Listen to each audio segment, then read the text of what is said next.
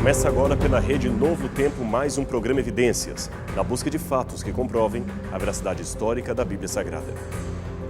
No último programa Evidências, você pôde acompanhar conosco as primeiras escavações e a redescoberta da Mesopotâmia, o berço da civilização humana. No nosso programa hoje, vamos continuar a conhecer estas descobertas e também compreender as importantes revelações que elas trouxeram a respeito da origem da civilização humana e a veracidade histórica da Bíblia Sagrada.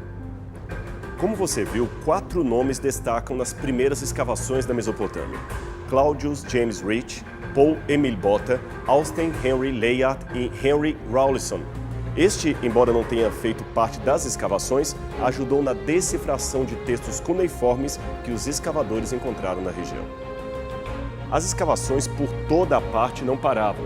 Equipes francesas, inglesas e alemãs disputavam cada parte de terra em busca de antigas cidades que revelassem detalhes do passado da humanidade. Aqui no mapa você vê a demarcação de uma localidade chamada Eridu. E aqui temos uma foto aérea desta mesma localidade. Como você pode ver, trata-se aparentemente de um simples monturo de areia e nada mais. Mas ali, debaixo de toda aquela areia do deserto, estaria na verdade um dos maiores centros urbanos da antiga Mesopotâmia. Eridu seria uma das cidades mais antigas, se não a mais antiga cidade da humanidade, que resultou no surgimento de outros importantes centros urbanos unidos por um avançado sistema de irrigação e agricultura. Em termos atuais, este sítio arqueológico de Eridu é um montículo de ruínas situado numa região atualmente chamada de Tal Abu Shaherim, que dista cerca de 22 quilômetros de Naziria e 24 quilômetros da ruína de Ur, a cidade onde viveu o patriarca Abraão. A rigor, existem ali não apenas mas 7 montículos que no passado faziam parte da mesma cidade. Eridu começou a ser explorada em 1854 pelo arqueólogo J.E. Thompson. Ele estava sob o patrocínio do Museu Britânico, que também financiou outras 3 etapas de escavação em 1855, 1918 e 1919. Ocorre, porém, que naquela época a arqueologia, principalmente a arqueologia europeia, era fortemente munida de um espírito colecionista. De modo geral, aquele que escavava fazia mais o papel de colecionador ou museólogo do que de um arqueólogo. É que o objetivo naquela época era lotar coleções particulares ou de museus das grandes cidades. Estes eram enriquecidos com peças antigas, muitas vezes extraídas de maneira irregular, pelos padrões modernos de escavação. Agora veja o que aconteceu. Enquanto outros sítios iraquianos ofereciam enormes relevos com inscrições cuneiformes, figuras entalhadas à mão ou enormes estátuas de valor inestimável, a única coisa que Thompson e outros exploradores puderam achar em Eridu foi apenas uma pequena elevação de adobe substancialmente erudita e compactada. Na época, não havia ainda as técnicas avançadas de localizar o local e seguir o traçado das paredes e muros como hoje se faz em arqueologia. Então o sítio se tornou desinteressante, perdeu o patrocínio e teve de ser abandonado. Até mesmo essa estátua de um leão majestosamente esculpido num granito negro que Thompson encontrou no local teve de ser deixada para trás por não terem dinheiro para um transporte adequado até Londres. Mas com o fim da Segunda Guerra Mundial, as coisas começaram a mudar no Iraque. O Império Otomano, depois de muitos conflitos com os mongóis, foi desmembrado e a decisão da Liga das Nações foi colocar um novo Iraque sob a tutela do Reino Unido. Isto, é claro, fez eclodir uma guerra pela independência do país. Então, finalmente, em 1945, aí já havia passado a Segunda Guerra Mundial, a era colonial da arqueologia teve o seu basta. E o novo Iraque, agora um país independente, tinha condições e regras claras quanto às antiguidades encontradas em seu território. Para isto, eles criaram a Diretoria Geral de Antiguidades Iraquianas, que funcionava junto ao governo para legislar sobre a arqueologia no local. Dentro dessa nova realidade, o abandonado sítio de Eridu voltou a ter importância para o recém-criado Estado do Iraque. é que eles queriam agora descobrir a sua linha genealógica conectada aos mais antigos fundadores da civilização humana. Assim, eles poderiam acentuar a sua importância no cenário mundial. Afinal de contas, eles mesmos, os iraquianos, vinham de um interminável processo de opressão otomana e também da opressão europeia, mas agora, na condição de um país livre, eles queriam descobrir as suas raízes e a continuidade de sua cultura local. Foi também significativo que o governo oficialmente muçulmano desse patrocínio para escavarem um sítio pré-islâmico, e isto foi muito bom para o conjunto das pesquisas. Os trabalhos, então, em Eridu recomeçaram em 1946 e tiveram como diretor um arqueólogo iraquiano por nome Fuad Safar. Como ele não era muito experiente, contou com a técnica arqueológica do britânico Selton Lloyd, que atuava como conselheiro de campo. Em pouco tempo, o sítio revelou ser a representação de uma das mais recuadas épocas de habitação humana na região da Mesopotâmia. Aliás, ali não era apenas a origem da civilização mesopotâmica, mas da civilização humana de um modo geral, especialmente no Oriente Médio. Em pouco tempo, começaram a aparecer fragmentos de cerâmica, vasos, estátuas e uma boa quantidade de inscrições cuneiformes desde os primeiros estágios da formação da escrita. Foi exatamente ali, naquela vizinhança, que os sumerianos inventaram a escrita a partir de traços cuneiformes que hoje podem ser decifrados por especialistas em paleografia. A equipe arqueológica de Eridu começou os trabalhos de escavação pelo topo da colina, onde havia traços de um antigo edifício composto de maciças paredes e vários degraus de uma enorme escada. Aquele era realmente o resquício do que fora outrora um edifício monumental, mas que agora jazia escondido por debaixo de uma colina de areia. Aqui você pode ver uma parte da parede externa de tijolos sobressaindo-se sobre a terra. Nesta outra foto, vemos o topo com o fragmento da antiga escadaria. Aquele edifício revelou ser um zigurat. E o que é um zigurat? Pois bem, um zigurat é uma torre-templo muito alta, construída para adorar aos deuses e para outro fim especial que logo a seguir comentaremos. Você vê agora em sua tela outra foto tirada do canto sul do edifício e, finalmente, uma reconstrução artística de como ele seria em seu período de glória. Note por essa reconstrução que a cidade seria uma metrópole fluvial com um enorme porto e vários barcos. De fato, os arqueólogos acreditam que, embora hoje tudo seja um imenso deserto, naquela época era possível chegar de barco à entrada da cidade. Esse mapa mostra como no terceiro milênio o Golfo Pérsico, que hoje está distante da região, era fronteiriço às cidades. Eridu ficava próxima à antiga desembocadura do rio Eufrates, junto ao Golfo Pérsico, que então era alimentado por um canal que saía do rio até a entrada do porto principal.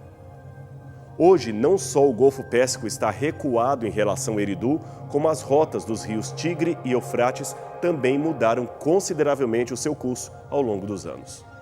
Agora, se tem uma coisa que impressionou os arqueólogos, foi o sistema de irrigação e drenagem que havia em toda a região.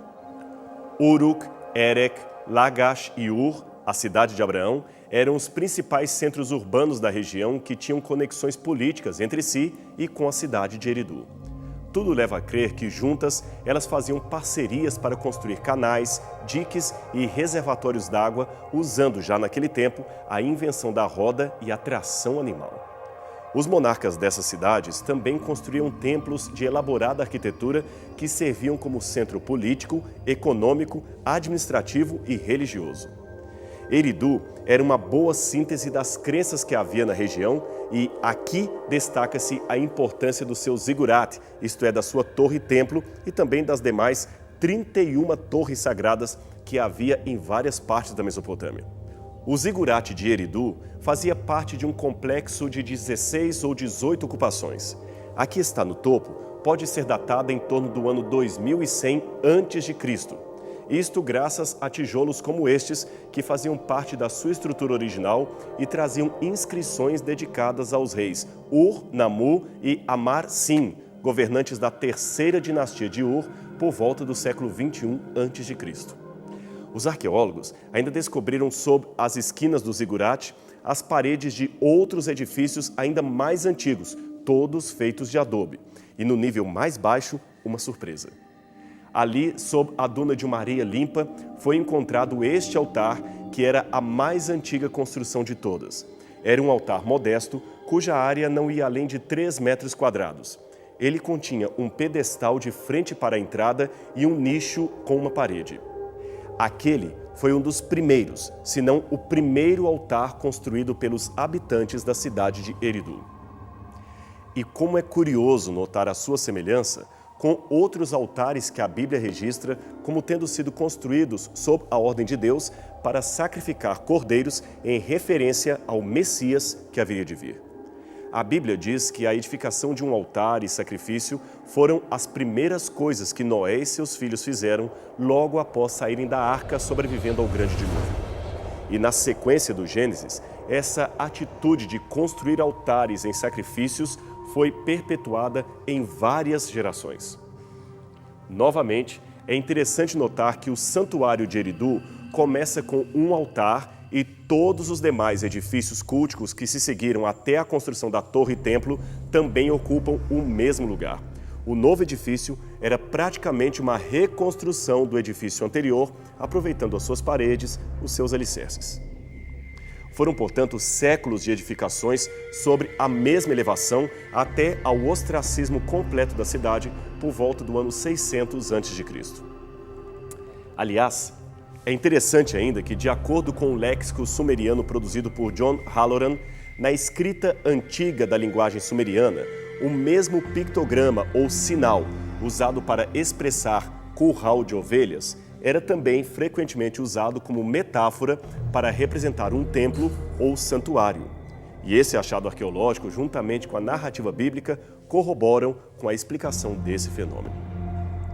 Os altares foram os primeiros santuários e o sacrifício de cordeiros a mais antiga forma de culto de que se tem notícia. E quanto às histórias que encontramos em Eridu, o que eles diziam a respeito de suas próprias origens e da origem da humanidade? Bem, antes de responder a essa pergunta, é importante lembrar que, ao falar de Eridu, estamos também falando de várias cidades e assentamentos que foram fundadas ao longo da antiga Mesopotâmia. Portanto, não se trata de uma tradição apenas local, mas de toda uma região que ali se assentou, vindo, é claro, de outro lugar. Por isso, algumas histórias foram encontradas também em Uruk, Nippur, Ur e outros sítios arqueológicos da região. E é importante mencionar que, por centenas de anos, Eridu continuou a existir como um centro religioso ou cerimonial de toda aquela parte sul, até ser eclipsada por Ur, que rapidamente cresceu em tamanho. Mas isto é uma outra história. Agora, indo direto aos mitos mesopotâmicos, pelos textos encontrados em Eridu e outros sítios como Nippur, descobrimos que, de acordo com os antigos habitantes locais, 5 cidades foram fundadas antes do grande dilúvio que cobriu toda a terra. Veja, não é apenas a Bíblia que menciona um dilúvio universal. Os primeiros documentos produzidos pela humanidade também falam desta terrível inundação, da qual sobreviveram apenas algumas pessoas para repovoar o planeta. E você se lembra das torres-templo ou zigurates que mencionamos anteriormente? Pois bem, a descrição encontrada em várias tabuletas sumerianas fala que, dentre os motivos para a construção dessas torres tão altas, além da adoração aos deuses, estava o claro desespero de escapar de um possível segundo dilúvio. E você não precisa ser um exímio conhecedor da Bíblia para reconhecer aqui um traço do episódio da Torre de Babel. De fato, aquele povo estava cronologicamente perto da memória daqueles que sobreviveram à catástrofe e, por isto, tinham tanto medo de que ela se repetisse. De acordo com este tablete sumeriano que aparece em seu vídeo, depois que as cidades e reis foram criadas, os deuses decidiram destruí-los por meio de um dilúvio. Aí, continua a história, um homem chamado Ziusudra, que pertencia à cidade sagrada de Eridu, foi instruído pelo deus Enki a construir um barco e assim sobreviver às águas abismais. Depois de salvo, ele ofereceu um sacrifício aos deuses Anu e Enlil. É curiosa a semelhança dessa história com a narrativa bíblica, não é mesmo? Das cidades fundadas antes do dilúvio, a primeira, segundo o mito sumeriano, seria justamente a cidade de Eridu. Agora, aqui é preciso apresentar duas possíveis interpretações para o mito. Muitos assiriologistas pensam que aquela Eridu em que os mesopotâmicos moravam seria, segundo a sua crença, a primeira cidade sagrada fundada pelos deuses.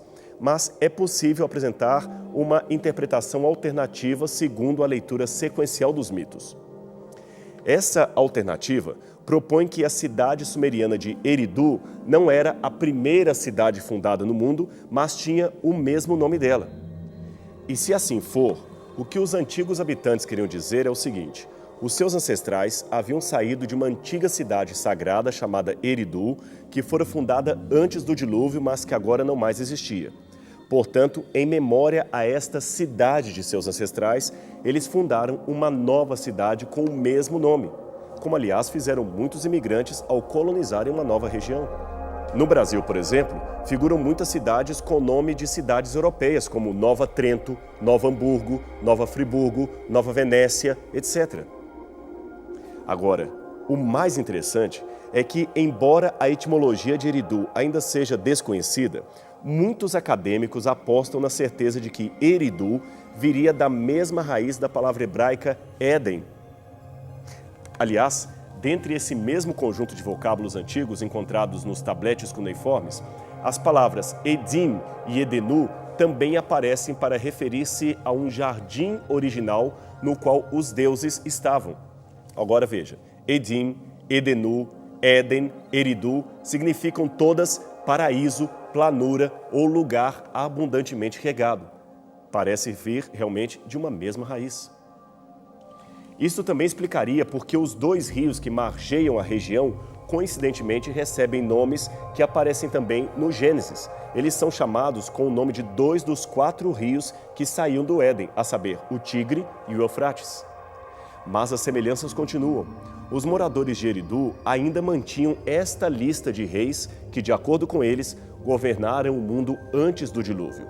E estes tinham uma expectativa de vida simplesmente assombrosa, exatamente como diz a Bíblia, mas esta expectativa reduz dramaticamente na lista à medida que aparecem aqueles que vieram depois do dilúvio.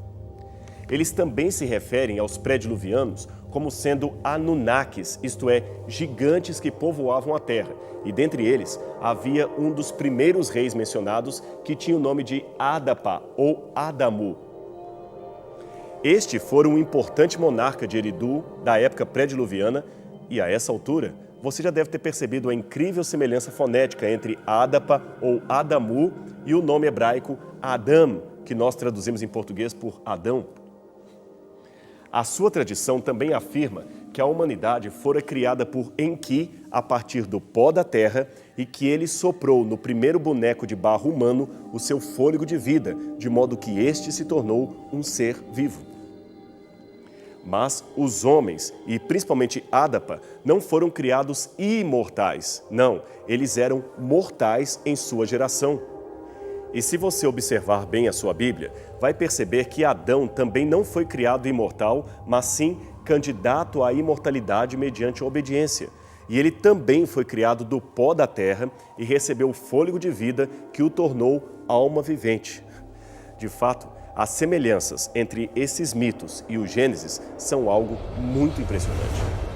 Nessas imagens, você vê alguns tabletes cuneiformes seguidos de vários selos cilíndricos antigos e impressões de argila que contam e ilustram estas e outras histórias mesopotâmicas que mencionamos.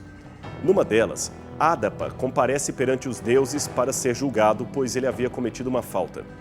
Ele então é questionado por um dos deuses sobre o fato de ter se recusado a comer o alimento proibido que lhe daria o conhecimento pleno e a vida eterna, tal qual a serpente também propôs ao casal adâmico na versão do Gênesis. Os sumerianos também tinham entre os seus muitos deuses a adoração de um ser que ora era figurado na forma de uma serpente com patas e asas, noutra forma como um dragão. A esse dragão ou serpente eles davam o nome de Nin-Gish-Zida, que quer dizer a Senhora da Árvore Agradável. Ora, e que árvore agradável seria esta, senão a árvore do conhecimento do bem e do mal.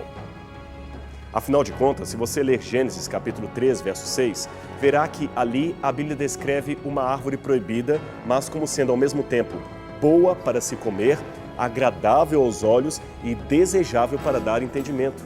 Aqui nós temos uma taça volitiva encontrada em Lagash, perto da cidade de Ur. Ela traz 2 entalhes de Ningishzida, figurada no primeiro momento como uma serpente comum e também como uma serpente alada mais à frente. E tem mais. Preste atenção em mais este mito encontrado na região. Ele fala da história de Ninhursag, a deusa da montanha sagrada.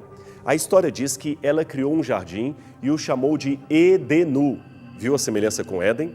Depois ela colocou o jardim na região de Dilman, o Oriente. Agora, se você olhar a Bíblia, o Éden também foi, de acordo com o Gênesis, plantado na banda do Oriente. Então, continua o relato, Ninhursag incumbiu Enki, o seu amado, de cuidar do jardim e dos animais. Mas ele se tornou curioso e o seu assistente Adapa selecionou 7 plantas proibidas e ofereceu a ele. Enki ficou então doente e sentiu dores em sua costela. Curiosamente, costela é ti em sumeriano, que quer dizer tanto costela quanto vida. Outros deuses, então, convenceram Ninhursag a revelar a questão, e ela então criou Ninti. Nin significa senhora, e Ti, costela. Ninti, senhora da costela. Ela foi criada para curar Enki e dar-lhe a vida. De acordo com a Bíblia, Eva também foi criada da costela de Adão para curar-lhe da doença da solidão, se podemos dizer assim. Agora, num dicionário hebraico qualquer, você encontrará esta informação. A palavra Eva, em hebraico, significa vida. Antes do achado desses relatos que eu mencionei, os críticos da Bíblia diziam que aquelas histórias eram inventadas pelo autor sagrado. Agora, uma vez que a arqueologia trouxe à lume uma enxurrada de evidências escritas séculos antes da Bíblia para tornar claro que aquela história não era um mito explicado ou criado pelo autor da Bíblia, eles mudaram seu argumento. Hoje, eles dizem que a Bíblia plagiou tais relatos e os apresentou apenas numa roupagem judaica. Nesse caso, as escrituras seriam, segundo os críticos, apenas um reflexo cultural da antiga cultura mesopotâmica. Ora, é claro que existem incríveis semelhanças entre a Bíblia e estes textos mais antigos, como nós mostramos para vocês. Contudo, existem também diferenças marcantes entre esses relatos e a versão bíblica. Afinal de contas, embora todos possam estar ecoando uma tradição comum, o prisma de cada livro é essencialmente diferente um do outro. E isto, por si só, mostra que a Bíblia não pode ter se valido primariamente desses tabletes a fim de produzir a sua própria versão da história. Vejamos. Em primeiro lugar, é notório que o politeísmo é a coluna mestra do arrazoado desses autores mesopotâmicos, mas a Bíblia é clara em falar da devoção de um único Deus. Se o autor do Gênesis estivesse plagiando aqueles mitos da região, ele não começaria dizendo, no princípio criou Deus os céus e a terra, mas sim, no princípio, criaram as divindades, o céu e a terra, diferentes deuses. Ou, melhor dizendo, ele nem mencionaria a terra como objeto de criação de Deus, pois, segundo os sumerianos, esta terra já existia junto com o universo bem antes do nascimento dos deuses. Ademais, como acentua o especialista Kenneth Kitchen, orientalista e arqueólogo da Universidade de Liverpool, a suposição comum de que o relato bíblico é simplesmente uma versão simplificada de lendas babilônicas é um sofisma em suas bases metodológicas. No Antigo Oriente Próximo, a regra é que relatos e tradições podem surgir, por acréscimo ou embelezamento, na elaboração de lendas, mas não o contrário. No Antigo Oriente, as lendas não eram simplificadas para tornar pseudo-histórias como tem sugerido para o Gênesis. Ora, estas diferenças entre o Gênesis e as demais literaturas sumerianas são um simples, porém lógico argumento de que o texto bíblico não surgiu da derivação daqueles textos sumerianos pagãos que o antecederam. a sua semelhança pode ser explicada apenas como sendo oriunda de uma mesma tradição, isto, uma tradição adâmica que foi passada pelos seus descendentes e descendentes até chegar aos mitos sumerianos e posteriormente à Bíblia. Portanto, tanto a palavra de Deus quanto os mitos sumerianos apontam para uma origem comum e não para uma interdependência entre um e outro. Há tantas semelhanças e, ao mesmo tempo, tantas distinções que nós extrapolaríamos o tempo do nosso programa apresentando apenas os detalhes de cada uma delas para você. Mas, para bom entendedor, meia palavra basta. Assim, esperamos que os exemplos dados possam ter demonstrado a você como a história do Gênesis, longe de ser um mito criado pelo autor da Bíblia, é o reflexo de uma história que realmente aconteceu e deixou a sua marca indelével na mente de todos aqueles povos, desde o começo da civilização humana. Mas talvez alguém possa perguntar: por que, dentre tantas versões da história da criação, de Adão e do dilúvio, elegemos apenas a Bíblia como a mais confiável, a mais fidedigna? Bem, poderíamos argumentar com muitos pontos acerca da inspiração da Sagrada Escritura, mas, por enquanto, basta um elemento para fazer você pensar. É o seguinte: pergunte por aí quantas vidas já foram transformadas pela leitura dos mitos sumerianos ou babilônicos. Quem teve uma verdadeira experiência de conversão ou abandono de velhos hábitos escutando a história de Ádapa ou o heroísmo de Ziusudra? Se houver hipoteticamente alguém que tenha sua vida transformada pela leitura dos mitos sumerianos, se houver, esta será uma pessoa rara. Agora, por outro lado, procure descobrir quantos já tiveram a sua vida mudada para melhor pelo simples fato de lerem a Bíblia e aceitarem a mensagem de salvação que ela apresenta. O número será realmente incalculável. A Bíblia Sagrada, portanto, é um livro que transforma vidas. E vida realmente transformada pelo poder salvador de Deus é um argumento que nem maior dos céticos poderá refutar. Você não concorda comigo? Eu espero que a sua vida seja todos os dias também transformada pela leitura deste livro e pela mensagem que ele apresenta. E nós vamos ficando por aqui, mas semana que vem temos outro encontro aqui na TV Novo Tempo para mais um programa Evidências. Até lá!